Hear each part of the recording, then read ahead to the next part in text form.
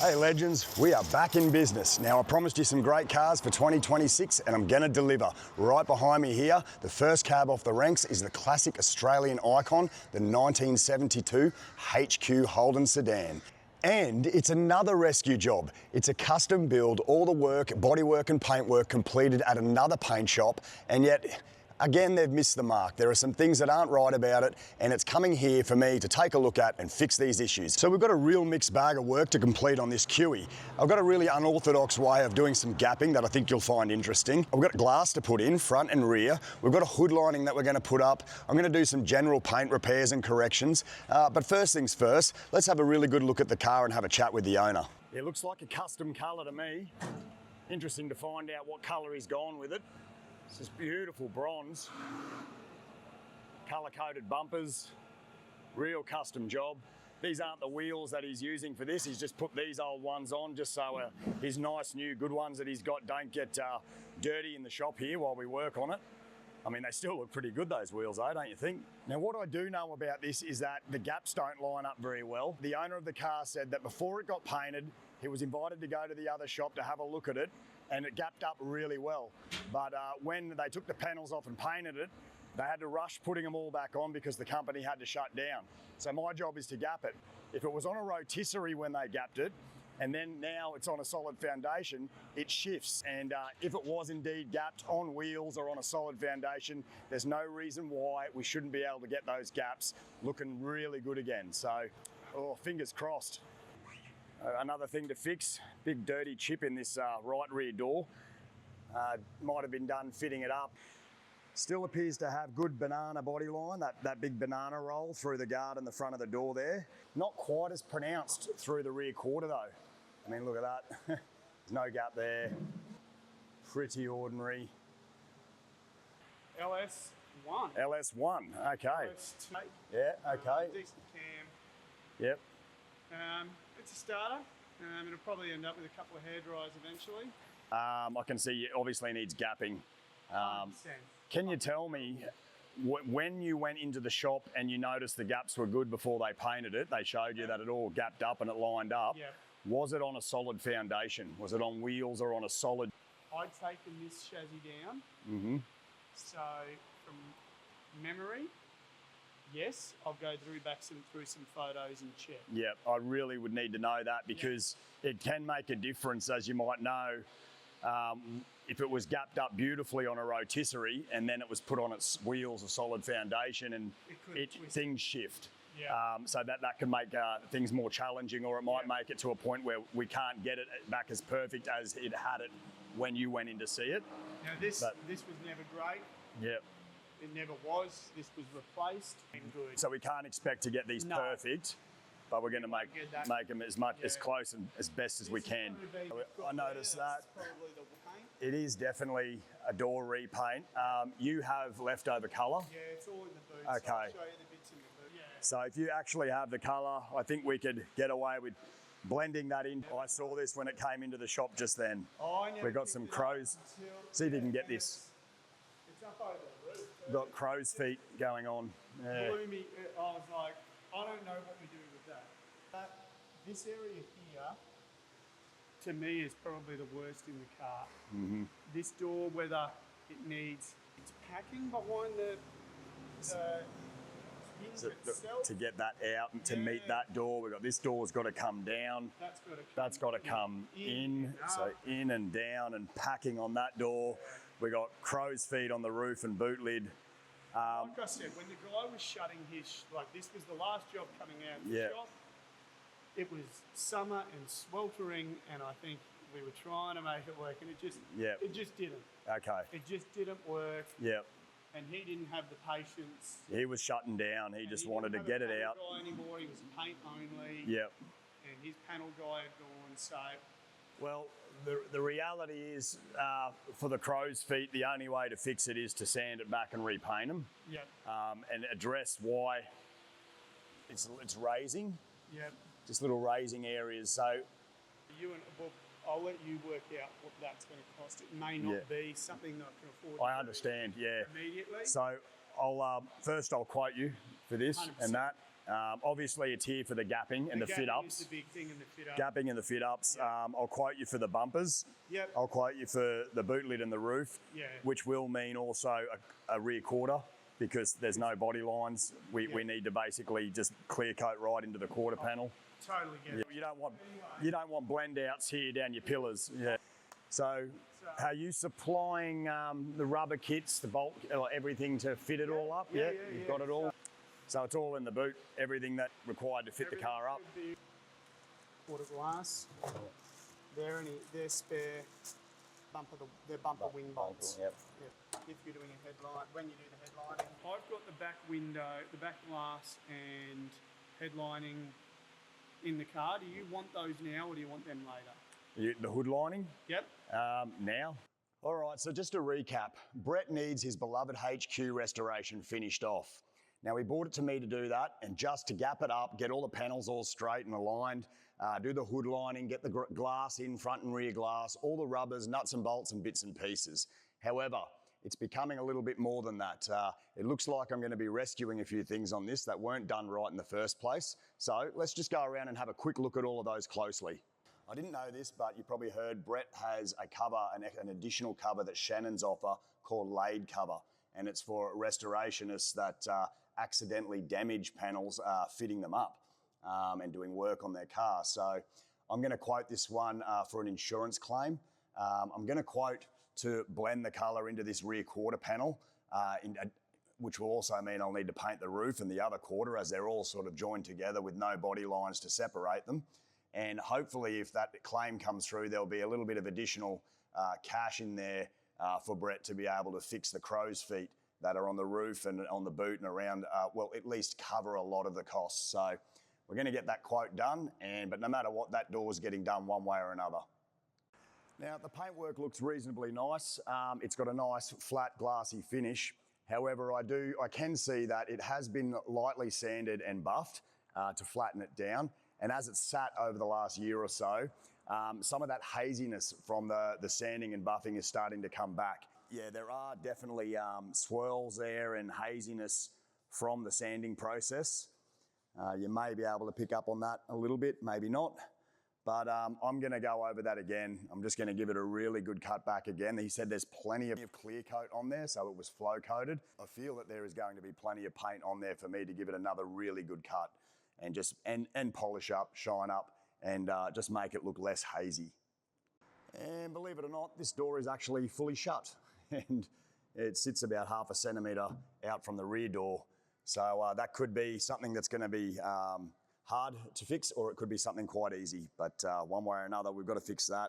There's absolutely no gap at the top.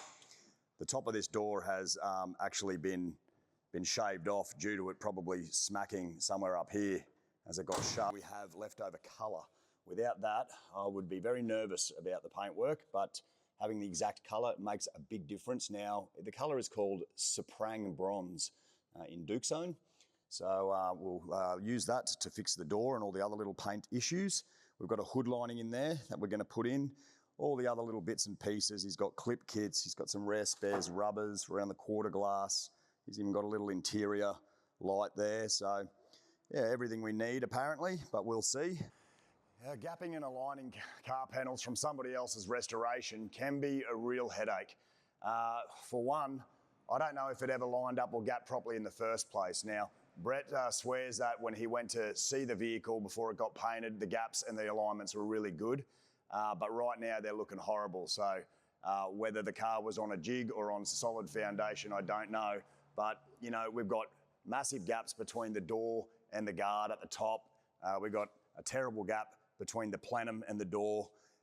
If I try to bring that door up to meet the guard and the plenum, it's going to put it out at the back. And right now we've got good body lines at the back.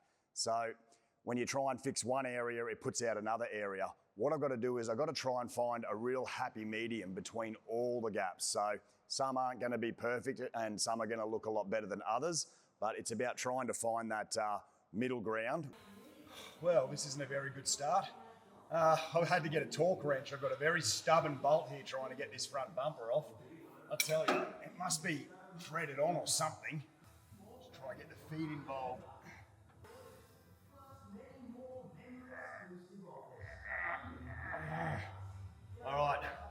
I got movement. Yes. Oh, well, whoever put that in could use an uppercut. Easy does it. Don't want to scratch it.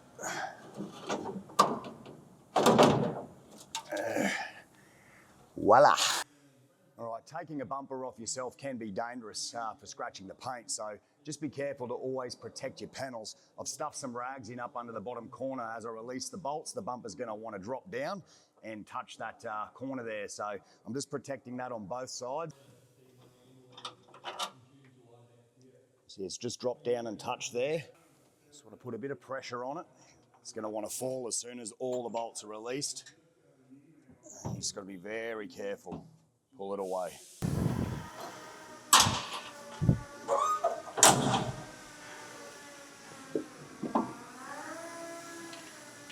Hey everybody, welcome back. Sean and Graham from SG Mechanical and Glass. Happy 2026, boys. All right, the boys have been helping me with the gaps on this side of the QE. They are quite good at the gaps, quite good at glass. And we are at a little bit of a problem with this door.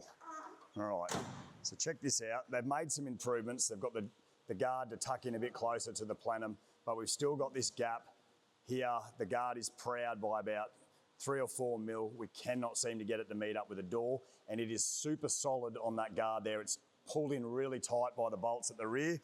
The only thing we can think of is getting the sandbag, putting it in this corner and slowly and gently closing the door, hopefully trying to move this out to meet the guard. But the boys don't want to do it. They don't want to be responsible for a stuff up, for a cracking of the paint, and I don't blame them. So here I am. They're going to heat up the panel. You got the heat gun, mate. Heat up the panel, get it nice and warm. And we'll get that sandbag wedged in behind that corner, and we'll very slowly shut the door and see if we can get a little bit of movement out of that corner. Okay, we've got room here. I have taken control of the heat gun. Sean's too much of a pussy to get some heat into it. He's afraid he's going to bubble the paint. So just working it around, circular motions. You don't want it right on there too close in the one spot. Just heating it up. 2-pack paint can bake on at a couple of 100 degrees Celsius, so I'm not really too worried about this heat gun bubbling it, but we do want to get it really hot. Oh yeah, she's getting there. What we might do is just give this a tester. I might just get you to hold that heat gun there, Sean. Yep. And just step back so we can get a whole picture of this. I'm just going to wedge that in there. Just going to bring the door.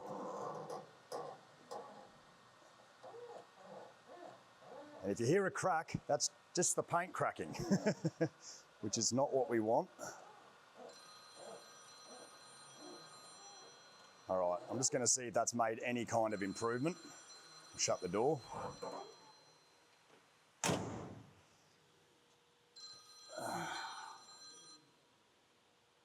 Maybe a millimetre, but we're still definitely too low. All right, let's continue with the heat.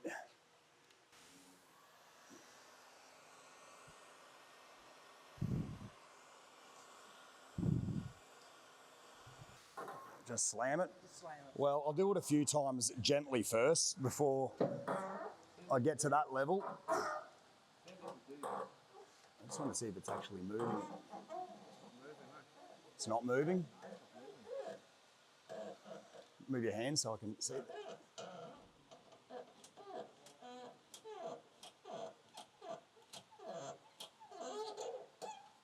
I'm so nervous. All right, I think I'm actually going to damage my sandbag. Oh, it's made an improvement. It has. It's still low, but it's made an improvement. It has made an improvement, but close enough may be good enough with this situation. All right, third time, lucky. I'm going for it. Gonna get it super hot. I do feel we've made some improvements. It has shifted a millimetre or two. It needs to go about 5, so I don't think we're gonna get it right on, but like I said, we need to find a happy medium with these gaps all around. Last thing I want to do is have to repaint this door.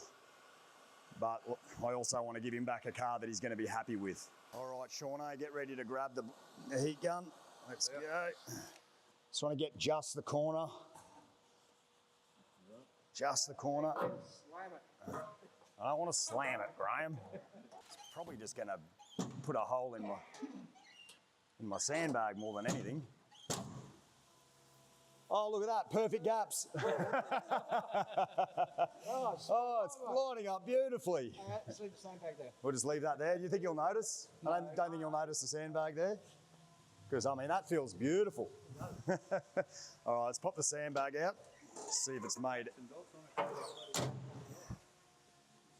Has it made a difference, boys? It has? No, nothing. All right, well. I wouldn't go any further than that. Well, look at that.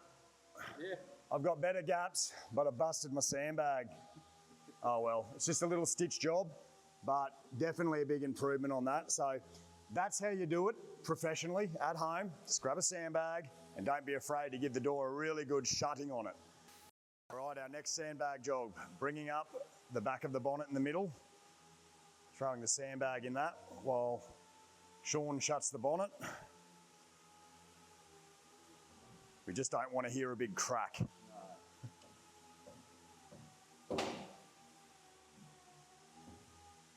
This side was the worst side and the improvements are already massive.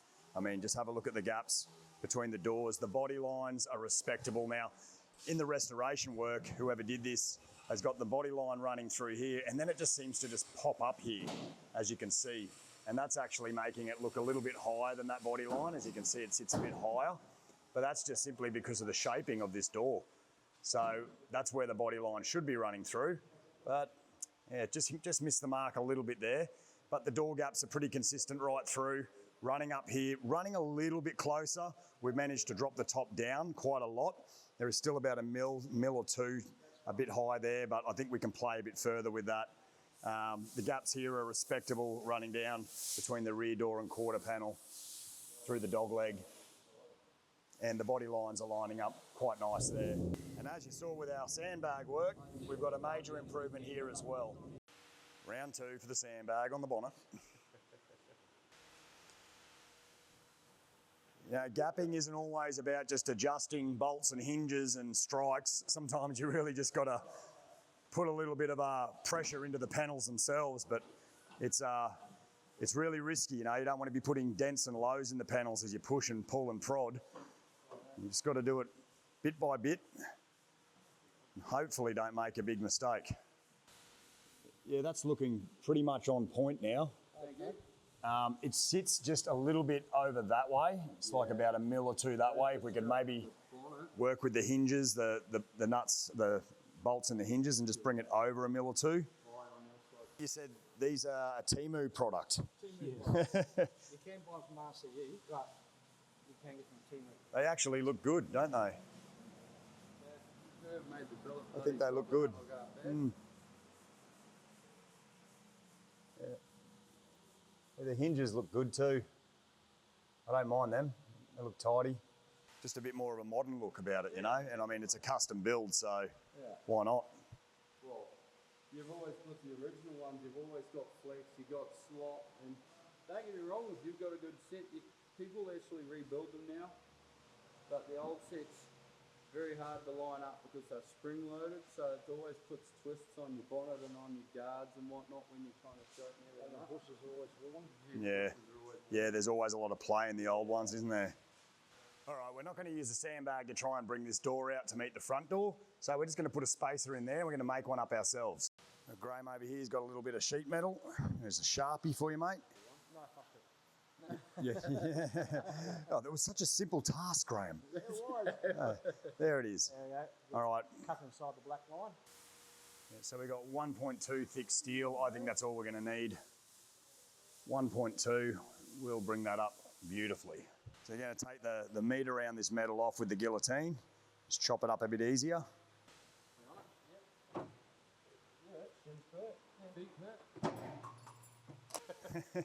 Fingers clear.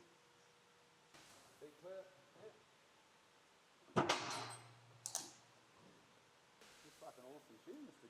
It might only just need to just round off the edges and we'll be done, eh? That's what I'm aiming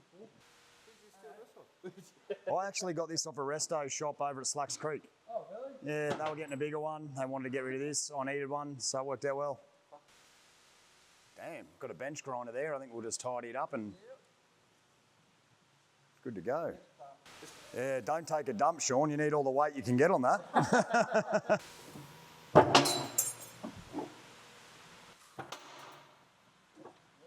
Let's have a look at that, eh? Yeah, clean up the grinder. Wow. No, I'll clean up my grinder. Yeah, we'll just grind, get the bench grinder on that. Yep, man, clean it up. Beautiful. Here's our non-bolted down little cheap Renegade bench grinder. Look, I only got it to sharpen tools with, so, you know, it's nothing special. Oh, this is not the sharpest tool But I've shed. it'll certainly make short work of that, though.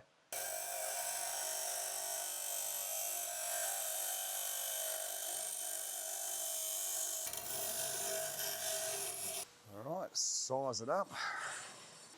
Just a tiny bit on the ends, but pretty darn close, mate. And just... All right, so sorry, off the phone call. Where are we at? Don't film this. Don't film this. Who fucked with this door? Hasn't done the bolts up. I only took the bolts out Out. to take that rear door off. This here. Yeah. This bit rest of that is. It's in there. It's in there. Where that one there. That one there. Yep. This one here's got no thread in it. Oh my gosh. So we're gonna. I actually took that out and it was heavy, but that must have been threaded in there. Yeah, that snapped. So we're gonna drill that out. Oh and reach no. up it, 'cause you can't get to that. So we're gonna fix that while it's still there. So we're gonna drill and tap. Oh, we're gonna re-tap that one. That one's fine. Yeah. So we'll put that into lock it into So we're place. gonna re-tap a thread into that one. We're going to Correct. drill that out and then re-thread that one. Correct. Ah, lovely. All right. We're fucked. Lovely jubbly. Well, I mean, it's doable, right? Like, yeah. Right now, we want to put a door. It's not. Yeah. We want to put a door on to gap it, but no, it's not happening today. Yes. All right. I'll show you this. What do you see? Yeah, I see. That's what you should film. Yeah. Do not over talk your bolts. Yeah, you can see it's all spaced out. Yeah. Yeah, look at that. Look at that, people. Where's spares? They're rare spares bolts. Yep. Yeah. That's what happens when you over talk them. Okay. Stretch the thread. Yeah. So we need new bolts. Yeah. Yes. All right. I'll let him know. Well, I did feel it was quite tight taking it off, but I didn't realise it snapped. Snap.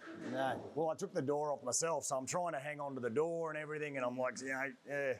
Yeah. These are shit. And that's why I was scared Chinese. when we were tightening doors and shit. You know, when you want to do it tight because you don't want the door coming loose later on. Yeah. Well, these, you can keep ringing, and you see what happened to the threads. It just keeps fucking stretching. Well, they've obviously threaded it putting it on, and they just kept going, and they've stretched every thread. Well, that's in the body, Yeah. that's in the hinge, and it's trying to feed that in further, but it's not pulling it any tighter. Ah, right. So if you have a look at it, it goes like that. Yeah. Well, he was in a big rush to shut his shop down and get rid of this car, so he's just rushed it. Well, all that's happening is probably stripped. Okay, now we've gone about as far as we can go with the gapping up on the left side of the vehicle and the bonnet and the boot lid, but we can't do the right side until I get this door repaired and painted. Good news for Brett is that he took out laid cover from Shannon's Insurance. Now this is a great product for motor enthusiasts. It's when you're fitting up your restoration, if you make a mistake, it's covered by insurance. So this door actually gets paid for by Shannon's. Now the first thing I'm going to do to fix this chip is find out how much material is actually on this panel. What I need to do is feather this out so it's nice and smooth and that you can't feel the paint edges. So to give me a good idea as to how much product is on this panel, I'll just use my coating thickness gauge, or AKA micrometer, and just get an idea of what's on there. So we actually do have quite a lot of product on there. We're reading 869, so we've got about 0.08 mils. So not quite a mil, but getting close, which is quite a lot. I mean, it doesn't look like there's bog there, so this is all just polyfiller and primer and paintwork. So I've got to feather this out quite a lot to be able to smoothen it off and then get my primer on there and give it a block to make sure that there are no lows here. So to do that, just going to grab a little block with a little bit of 180 and just start slowly working on that. My aim is to feather out the paint edges as far up as I need to so I cannot feel anything at all. Feels nice and smooth. This may take some time. You could use a buzzer, but I find the block better for this sort of thing because it keeps it nice and flat and straight at the same time. A sander will rip through it quicker, but it will create a groove or a low spot that isn't quite as straight.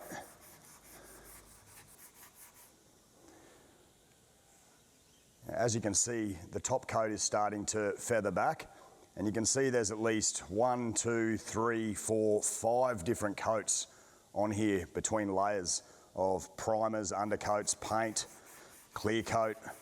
That's why we've got, you know, nearly 0.9 of a mil of product on here without using body filler.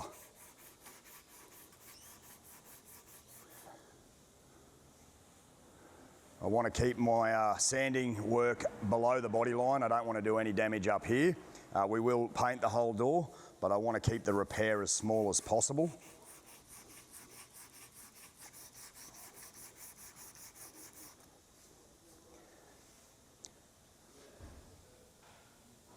All right, you give it a really nice feel with your hand. You feel any dips, any lows, any paint edges. We just don't want to be able to feel any edges at all. Now, there are edges, paint edges along there, so I've got a block right along the fold over. Smoothen that off. And the chip does run around into the underside as well, so I've got to sand in behind the fold and smoothen off the chip running around in under there as well. So I will have to paint inside and outside this door. Let's check under there. Yep, so I've smoothened the paint edge off under there as well.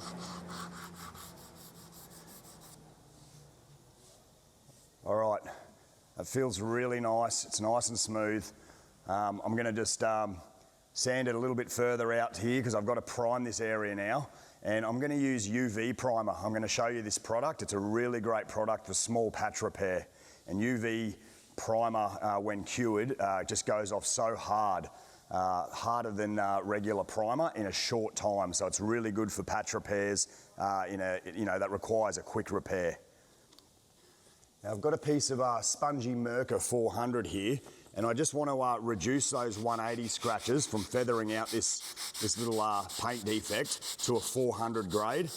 My primer, my UV primer, when sprayed over this, I don't want it to spray over really coarse scratches. I want it to be able to sand and block back nice and easy, making sure that none of those coarse scratches are going to poke their heads through. So just a little smoothing off with 400. This isn't going to misshape anything, it's just going to reduce those scratches. I'm going to take it a further couple of inches away and outside of where I've blocked, so it gives me plenty of room for my primer to cover over the area. There we go.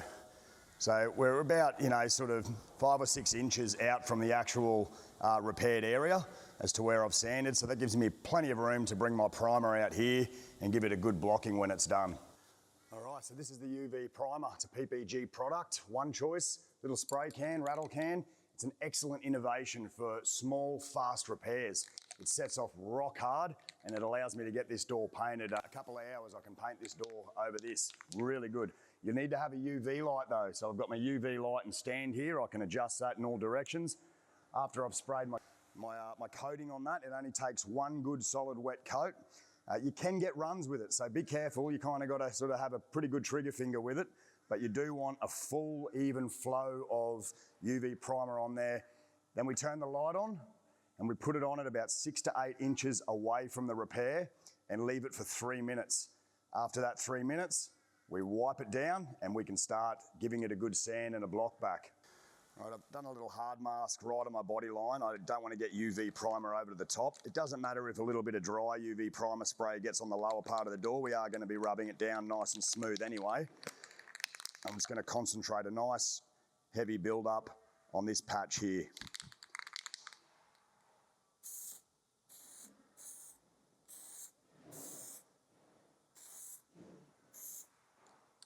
I can see that's nice and even. We just pop that light on there. You can instantly see where the UV primer is. It is a transparent product, so it actually doesn't look like it's even on there once you sand it back. You'll see what I mean in just a moment. But I've just got to put my timer on for 3 minutes now, and then that is cooked. All right, 3 minutes later, that is cooked. Move your light away. Take off your masking. Now, it does have this sort of sticky surface, even though it's baked on, that sticky surface needs to come off. And PPG have developed a UV cleaner that will spray on there and just give that a really nice wipe, and then that sticky surface will be gone. Soak it up with the cleaner, let it sit for a few seconds, and just give it a really good wipe off. It actually has this little gooey residue that comes off with it. And now it's not sticky, quite nice, ready to sand. Now I'm going to block sand this UV primer down with 400 wet or dry and my candy block. I'm going to keep it nice and wet. I don't want to go too coarse with it now because I'm getting to the final sanding stages before top coat. So 400 is plenty. Just keep it nice and wet. Not going too hard. I'm just trying to keep the block running with the contour of the panel and keeping it as flat as I can on the surface. Don't have to go too hard with this. It's just a very light block.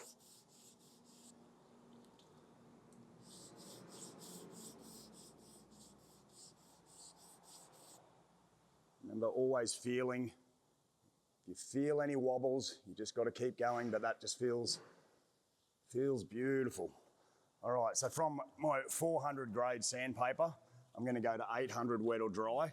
And I'm going to use the 800 just to take off that little hard edge where I masked off the body line. I'm going to smoothen that out without destroying the body line. It's only very light on the surface. And again, just feeling it. It feels nice and smooth. That little hard edge is gone.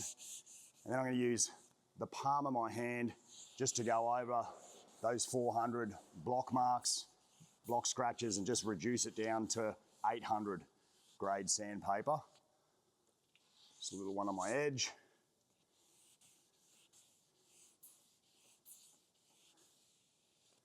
Because it is a transparent product, the UV primer, it is challenging to actually see how much you've sanded. So a lot of the times I just go with feel. You know, if something just feels baby bum smooth, not that I feel baby bums, but my own babies, it is good enough. If it just feels absolutely perfectly smooth, then your paint surface is going to look just the way it feels. All right. Now to prep the rest of this door, I'm going to give it an 800 rub down, just flatten it all down, and then I'm going to give it a Scotch-Brite all around. I'm going to take the door handle out. Now I've called in my mate Ron to give me a lesson in how to install the hood lining. We're going to line the roof with felt first. The reason being is it is great for heat reduction.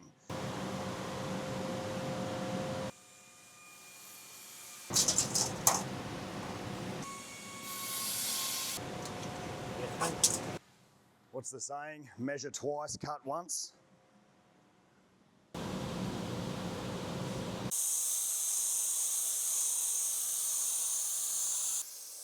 The old cardboard barrier.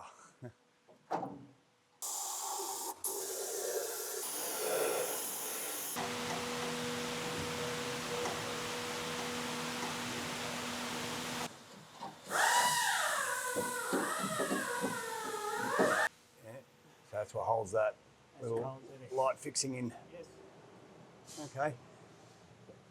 So it'll need needle nose pliers and that's all you need. Yeah. Make sure when you take it down, you don't have the battery connected. Yep. Or take those up so you can put them back up. Yep. Because you've got to put this back in. Otherwise you'll short it out. And I don't think the customer will be very happy. Okay. That's it. Oh, nice. So very important to label these, know exactly where they go back because they are all different. Yep, okay. So mark them, 1 being the front, 2 being the middle, and 3 being the rear one. All right, so Ron's got the felt in the front, and he's just going to rinse and repeat and do the exact same to the rear now. So what are you shaping up there? Is that the inner C-pillar section?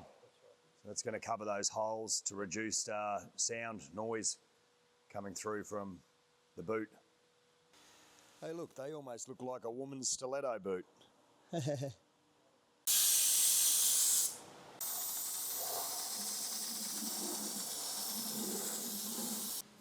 So this is the factory product they used to use for soundproofing, this really weak, flimsy foam.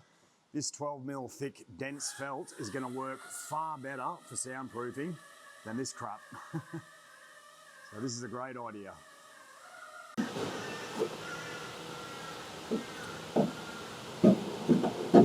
Well, initially we thought we had only 4 rods to do, but there's 5 sleeves there, and we realised that there is a little skinny rod that runs right through the middle that we're going to take out. That goes through the guts. You just slide those rods through the sleeves in their correct order, and that gives it that nice little pulled tight look at every stage. All right, so all the soundproofing felt is traced, cut and glued in. It's taken us a good couple of hours to get that done, so I think I'm right in saying that most of the time in doing this hood lining is dedicated to soundproofing. Ron's over here just gluing up the hood lining itself. Now this was already provided for us as a template, so we didn't have to trace anything out or make it up. It's just come like that. It's got to run the rods through and then put that in. So yeah, it should only be an hour or so and this hood lining's done. Now Ron just offered some good advice then. He said if you ever want to do a hood lining, keep the old one because I'll use that as a template to make up the new one. So you just brush a bit of glue on where the pinch moulds go. And that's where the hood lining will wrap around that and glue onto that. Good.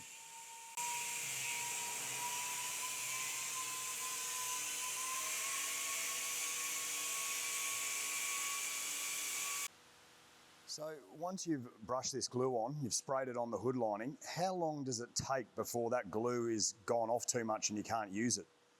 Does it? Touch it now, it's wet, it sticks to your finger. Yeah, yeah. So when it's tacky, just does it stick to your finger? You know that's ready. Okay, so when it's tacky, not wet, that's when you stick it up. That's right, yeah. Okay. So you'll do this process twice to get better adhesion. So if you do it once, it has potential to lift away down the track. Well, it's a really good thing you actually put the felt in, the black being such an absorber of heat. That's right. You definitely do that felt.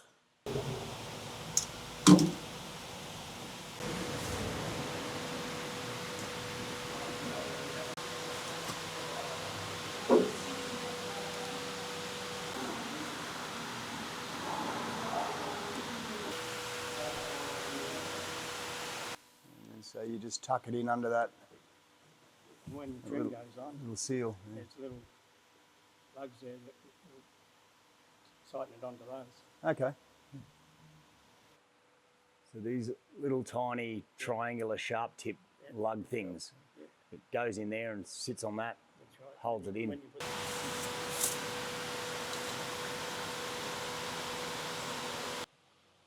Well, Ron, that looks absolutely perfect.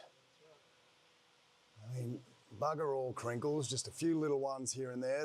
A heat gun will, well, when I put this on, it'll pull it tight. when the pinch welds go on, that'll pull those last remaining little wrinkles in. We've got that nice new little interior light installed. But They had these in it. mate, it just looks really nice. I just went to close the rear door and I heard a crack and the lower bolt in this hinge has just snapped. Go rare spares, eh? Now I have to give you an update on fixing the bubbling on the boot, roof and rear quarters. Now to fix this properly, I've advised Brett we do have to go back to bare metal and fix the problem from the root cause, right down at the bottom. And unfortunately, with the hours involved and the costs involved and how minor they are, Brett has decided to just leave them for now. So what I am going to do is when we fix the door under the Shannon's insurance, I'm going to just flatten down these panels, give them a sand, give them a good Scotch-Brite, and I'm going to recoat them with clear. I'm going to blend a little bit of the colour next to the door into the rear quarter panel so the colour matches perfect. And then by re-clearing it all again, hopefully it just gives it a little bit more longevity. It's definitely not going to stop it. It is going to keep coming back down the track, but hopefully just hold it at bay for a little while.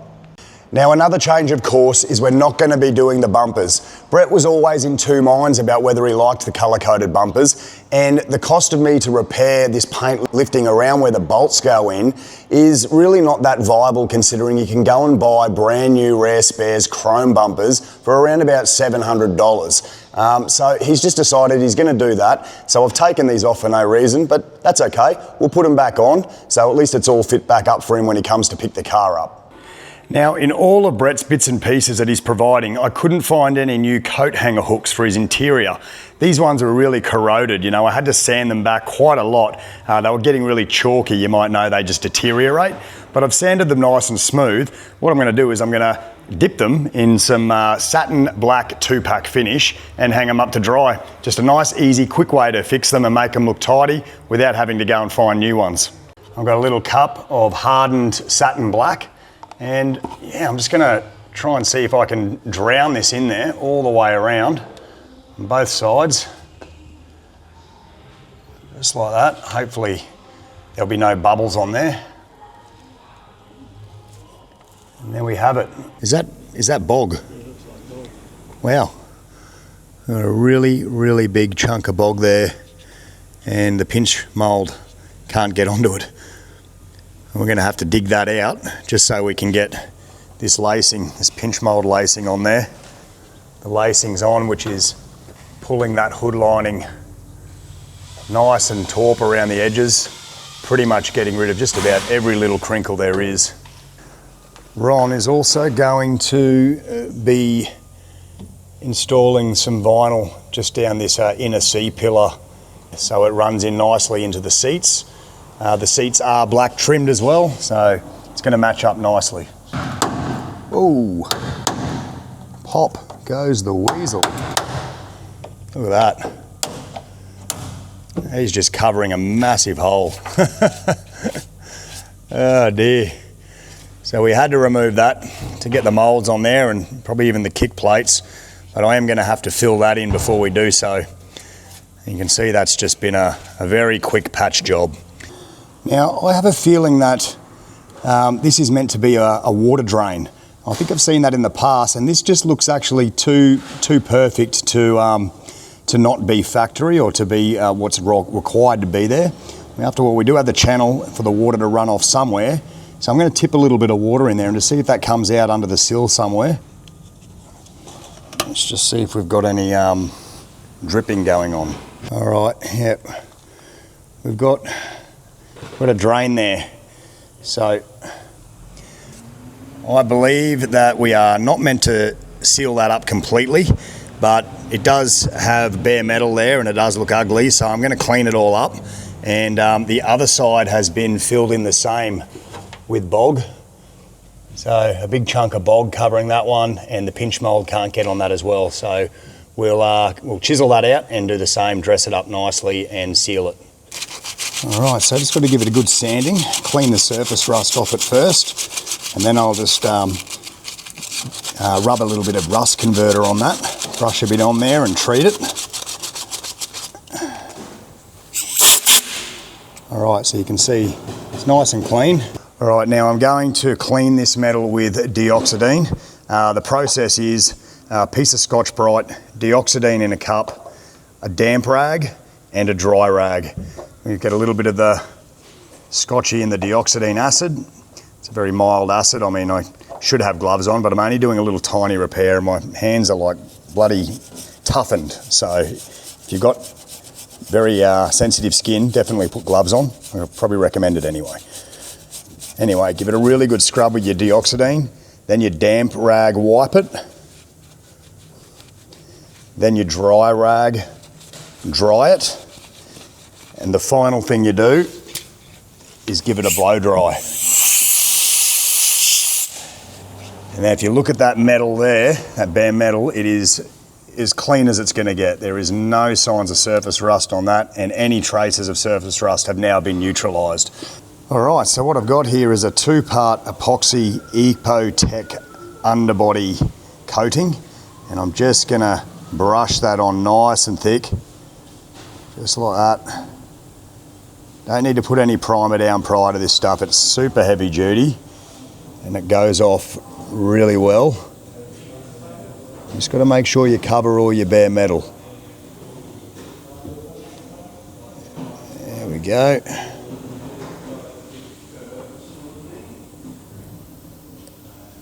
I'm just trying, I'm using a dagger liner brush here.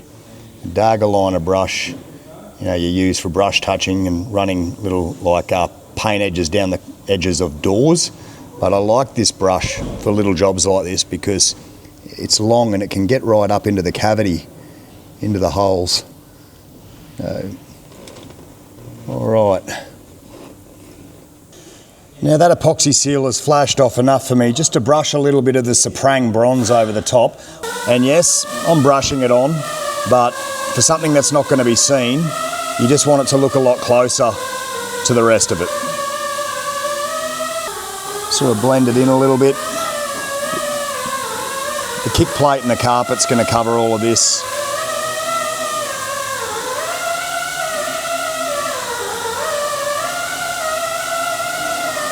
Alright, that'll dry back and look a whole lot better very shortly. What I wasn't sure whether we could actually still use.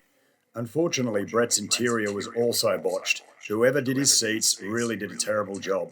He's now discussing with Ron about how they can go about fixing it. The stitching is all in the wrong places and the foams and the seats aren't packed very well at all. That's why it should be down here. Yeah. So, yeah, it's one of those scenarios. And around on this thing here, Yeah. it's just all fucking. Yeah, and you can see it in there. So, And when you do a French stitch, yeah, no. So these seams were meant to be way lower. Yeah, these seams are supposed to roll over. Yep. And, So they're not on the traffic area. It gets rubbed a lot. just, unfortunately, you can see it in here. It's empty. Oh dear, yeah. It's just empty. Yeah. So as nice as they are, they're just well short. He didn't even clean up the back. He's left He's left original. it all rusty, yeah. Yeah, and look, that's possibly an expectation I've sort of said to him, but I mean, I wouldn't have thought I should have had to have. Yep. Yep. you pull that one back, and it sits. Yes, But he's done it like that. he has. Yeah, he's just raised it up. And that's what I mean when you do that. It's got to come around Yep, and go up with the raise. yep, So it's set content. yeah. Well, I'm up for redoing it. Are you up for a project like this? It's just I don't know what he's done underneath because it doesn't look No. right. Look at it. No, it's terrible. It's terrible. Like as I was saying, there's nothing done, and this just. I wouldn't mind there being a little bit more bolstering. I'm not a small guy, but I'm not a big guy. But What I do is I get rid of all this. And that's what I mean. You Well- start from scratch. a high density foam in it. Yeah. Did you? Yeah. $7 on this lotion. Yeah. But I bet you cost you a penny. They look good. Oh yeah, they do. Yeah, Just but- don't look too close. Just don't look close too close. Exactly. But hey, for what you pay for work like that to get done, you'd expect it to be, Yeah. you know what I mean? You do. Especially when you got a nice car, driving around, Yeah. people are, you know, doing their own things and want to say, hey, where did you get that done? You know what I mean? You do. And now you want to it's- tell people where you get it done and or you do, you know. It's one of those things. Now I'm probably going to get. I'll probably just sell this off and just start again. Because someone else won't mind having that, but it drives me mental. You could fix it. But you just undo the clips and the springs and then refoam it and pull that tight. and then steam it to pull it tight. I Yes, think that's what half a go is. Talking to Ron. Ron here, this is supposed to be down here. Yep. Seams are all wrong. Typically just looks like another rush job. You know, like, oh, show us some magic, boys. Fix these threads for me. Save time. These ones are fixed. They're all. Oh, you fixed them. Yeah. Oh, geez, you only started that 5 minutes ago. These cleaned up. So clean up the original bolts. We'll. I bought one of those. Yeah, I bought one of those recoating kits. You know, the one you put me onto, Sean. Yeah. So I'm gonna do that. To do that. Yeah, I'm gonna have a little play with that. See if I can bring up his old bolts. Yeah. But we'll put them in for now just to gap it all up, so I can get the paint going. Just put the door on there. Got to get the car painted. We've got to get the door. Yeah. I don't like that. Didn't latch too long. If you hold it up while he tightens, just to get that body line, that was already extremely close at the top. Yeah. Yeah. Well, But that body line lined up well. Yeah, look. Right, happy medium. Yeah. Bring it up to close the gap a little bit at the top, but to make the body lines look better, I think is more important. And so the first thing we'll do is just try and see if we can raise the strike a little bit. Yeah, that looks worse. We've got a door corner that is sitting too close to the plenum, and I'm going to try and slide hammer the corner of this out without damaging the car or cracking the paint. And I am bloody nervous. We've tried the sandbag technique and it didn't work. So, just a little tap, tap, taparoo. Let's just see if that made any difference.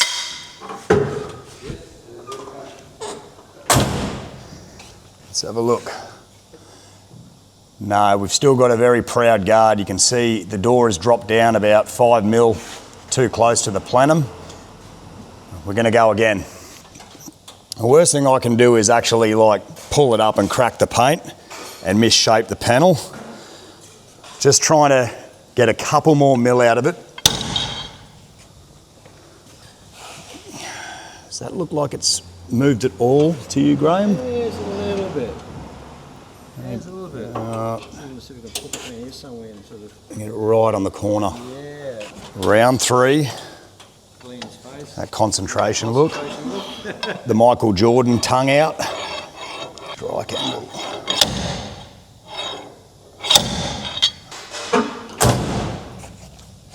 All right, we've brought that up a little bit.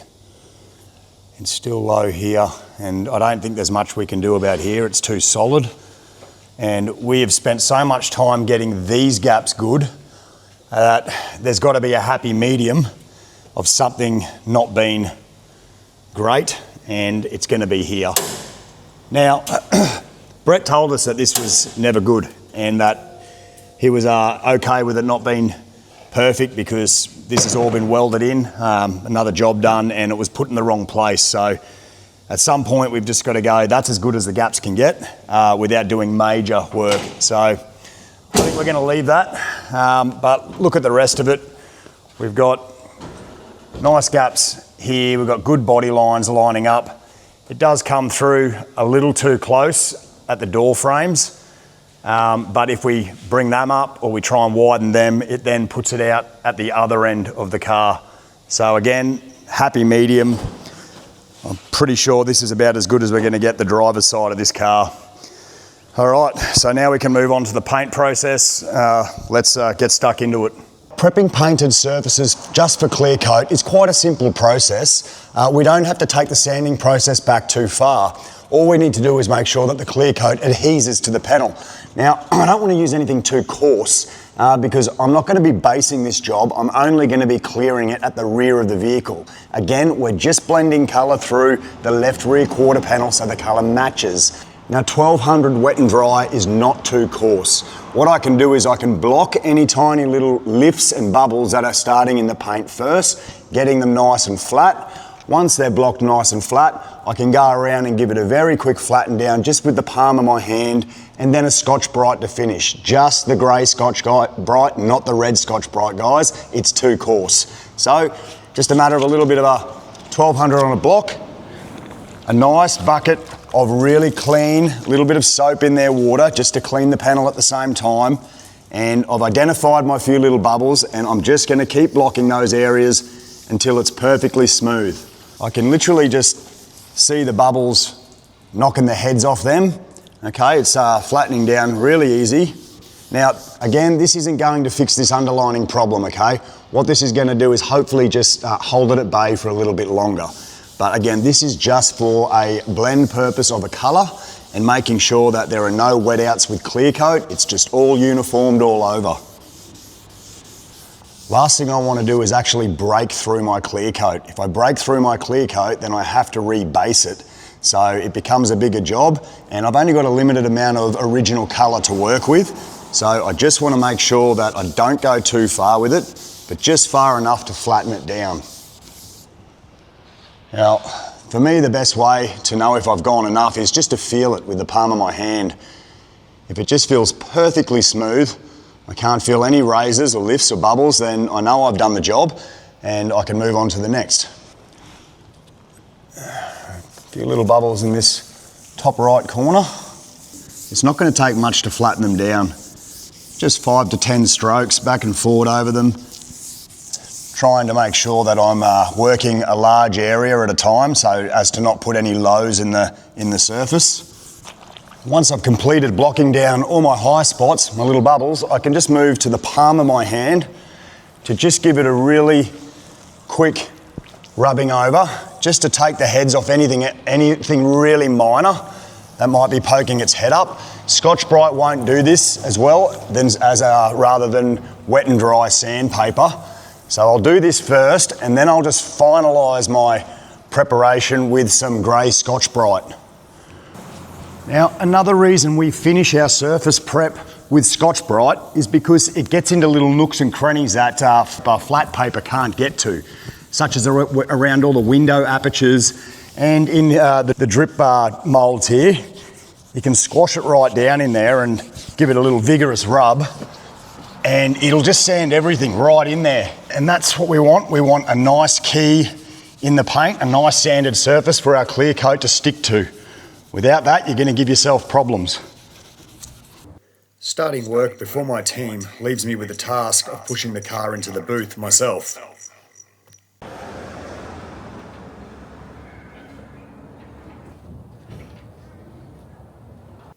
Now that wasn't so hard, was it? All right, we're in the booth, masked and ready for paint, and I've got the panels all flattened down. This is how it should look. Okay, you don't want shiny surfaces, you want it nice and flat and dull so we get good adhesion. I've got my door here prepped, ready to paint this corner here. I'm going to blend through that door and I'm going to blend through this quarter panel, the base colour, clear coat the entire job. Now with my masking, I've got my plastic coming right up to the door here, nice and tight. I don't want it flapping around, creating dry spray to fly everywhere. And one thing about plastic is it protects against bleed through of the clear. So I've got no problem with clear getting onto this door, bleeding through paper. But if you're going to use paper, like I have on the left side of the rear door, make sure that you put at least 3 to 4 inches of tape right at the very edges there. So that way when your clear builds up here, it's not going to bleed through onto the door. In every instance where I've had bleed through, it's only been within the first 1 to 3 inches of the panel I'm trying to protect. So come out about 4 inches just to be safe with your tape. So now it's time for a good wax and grease. I'm going to get suited up and let's get some paint on it. Now, what I like to do is get full coverage on my spot repair before I allow any paint to actually get into the blending panel. I don't want paint building up on that panel, possibly getting a little bit darker with every coat until I've got that completely covered. So I'm trying to get the best colour blend I can possibly do. So this is the way I do it. Some of you painters might do it this way. Just throw a sheet of paper down over your blend panel first until you've got coverage.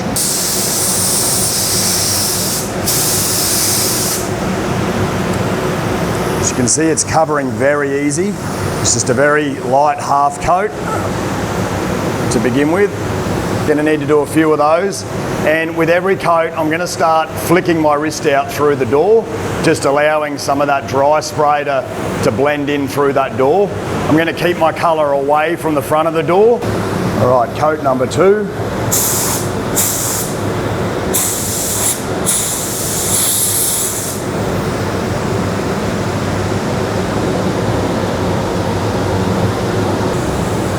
You can see while the base coat's wet that there are no paint edges, that it's nice and straight because of the way I prepped that with the UV primer and blocking it. Yeah, it looks absolutely perfect. Okay, so after 2 coats, it's now time to take our blocking paper off the rear quarter panel.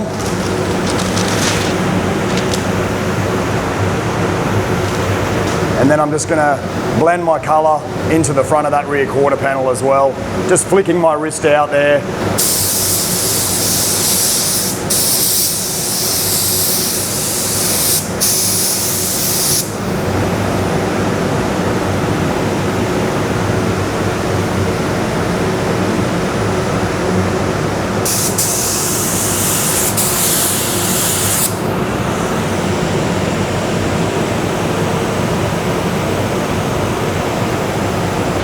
And that is that for base colour. The colour's blended through nicely through the middle of the door, nicely through the middle of the rear quarter panel. It looks quite even. I've done a nice little pattern coat there, and I'm very confident now that when clear coating that, we're not going to see any difference whatsoever. So let's get the clear coat on. Now, a natural byproduct of blending a panel is creating dry spray. It's really important to tack rag, blow a little bit of air across the panel and tack off the panel just to get off any of that dry stuff that's sitting on the surface.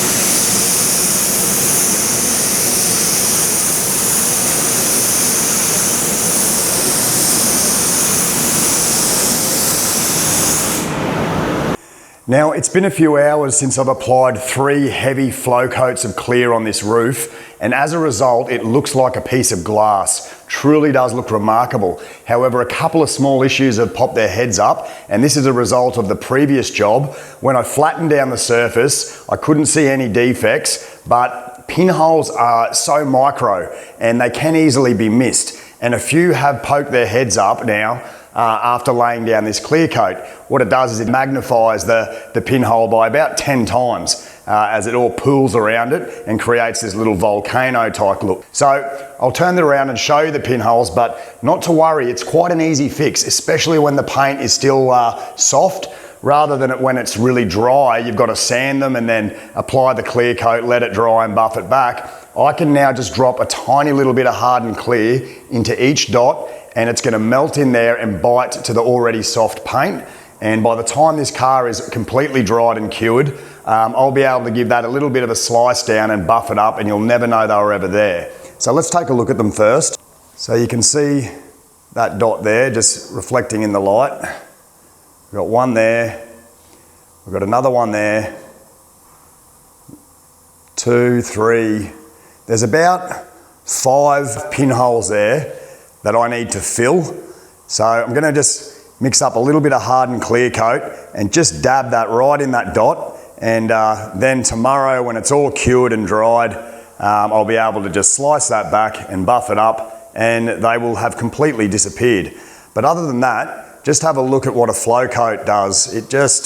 I call it a flow coat because we didn't actually respray the roof with base coat. We just flattened it down and cleared it. That kind of constitutes a flow coat. Now I've done 3 heavy coats, and as a result, it just looks like a piece of glass. Same with the rest of the vehicle. Just absolutely magnificent.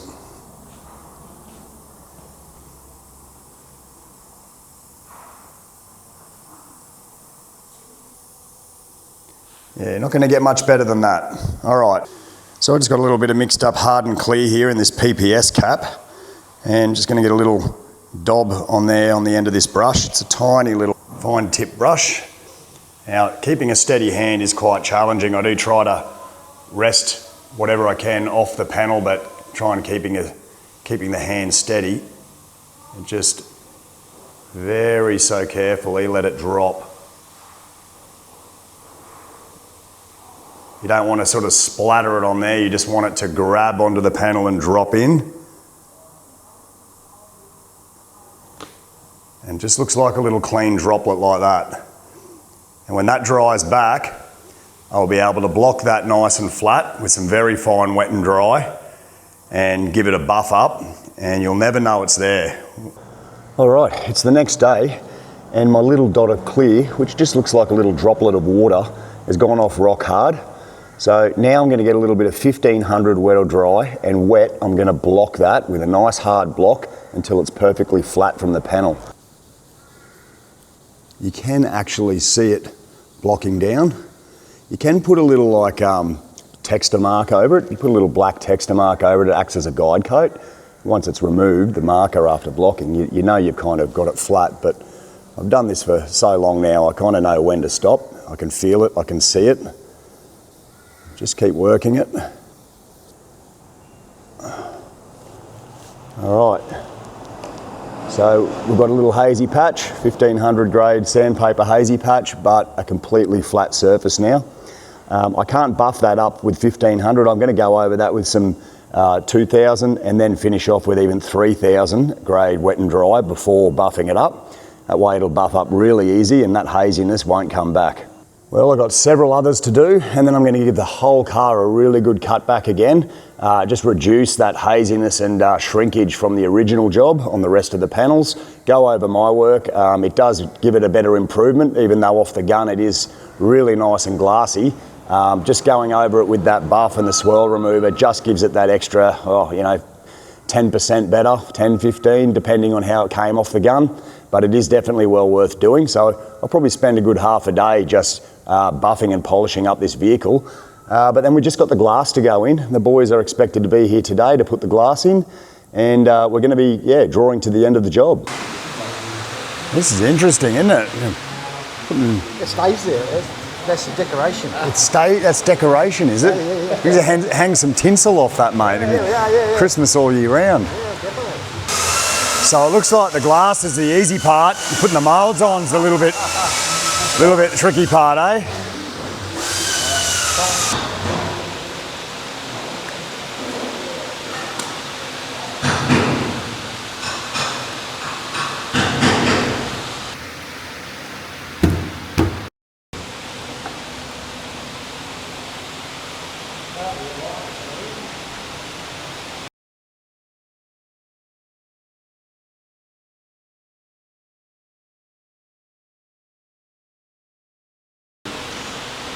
It's always one stubborn clip. It looks good though, gentlemen. Really good job considering those plenum panels weren't welded in the right spot. The gaps are pretty good. I'm happy. I think Brett will be happy.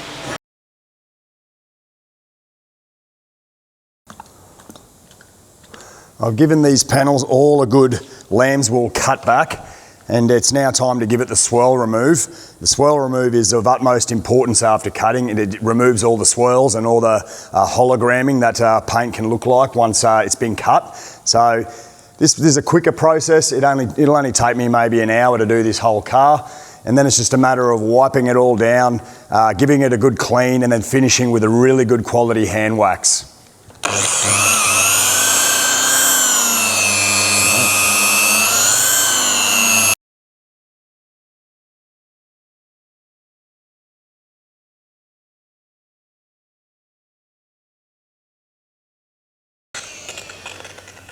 Always throw your cord over your shoulder. If it's dragging along the side of the car, it's not going to be good for the paint. You might put little very fine scratches in there.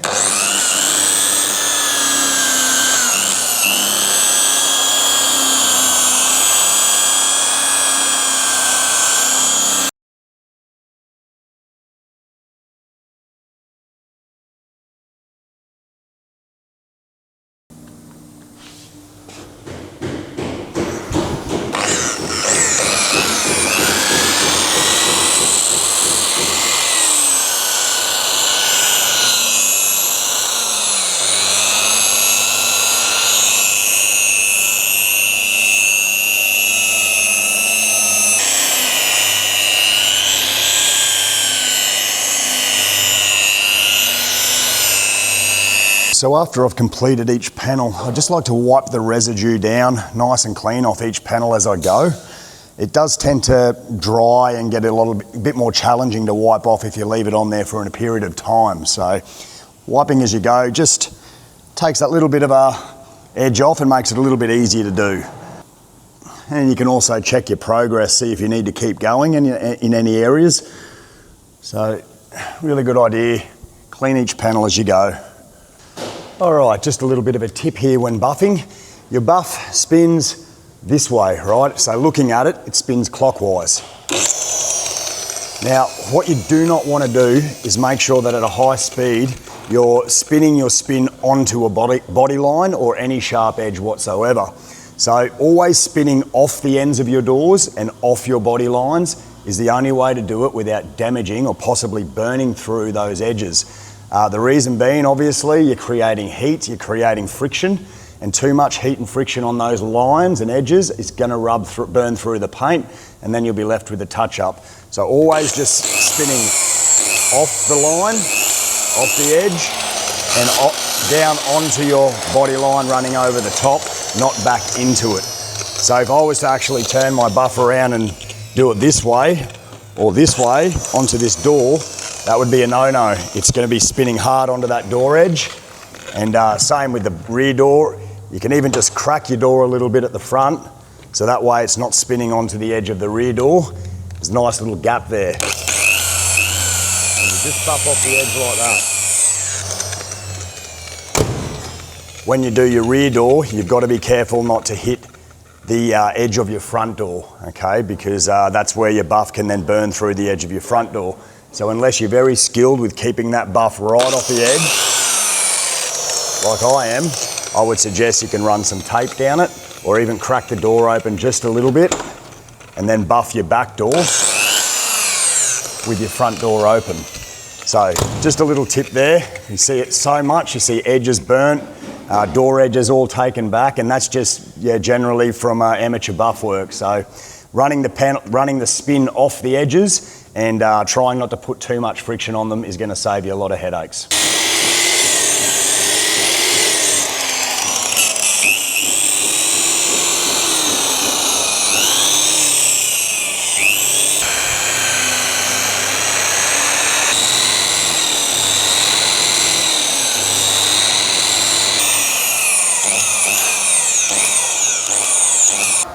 Oh, rear glass going in.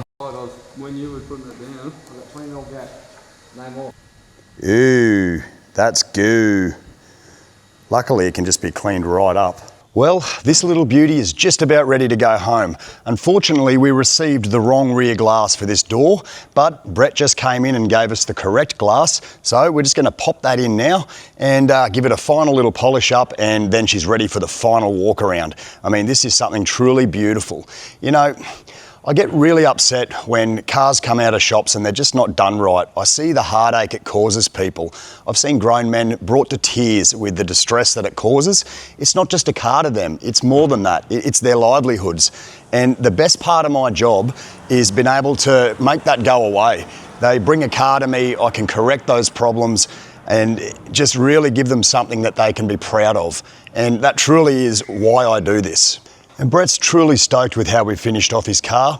He's always maintained that this is not a show car, but he just wanted something that he could be proud of, that he could go to shows and show it off and really feel good about the car. So let's turn around and have a really good look at it. And we'll see that the gaps still aren't 100%, but we can't get them 100% because there has actually been panels welded in areas that, a little bit on the piss. And without doing some serious, more extensive body work, we'll never get them perfect. But we've made huge improvements. All the glass is in, just the rear door still yet to put in. But the hood lining, everything from the gapping, the paint corrections, the buffing, the correcting of all the haziness and the issues with the paint, they're all gone. It just looks truly amazing. Let's take a look. So let's start with the paint. Everything from the door back, freshly coated and 3 coats of clear, constituting a flow coat over the rear of the car. And just look what that does. 3 coats of clear, flow coated, and you have a glass finish. This looks absolutely amazing.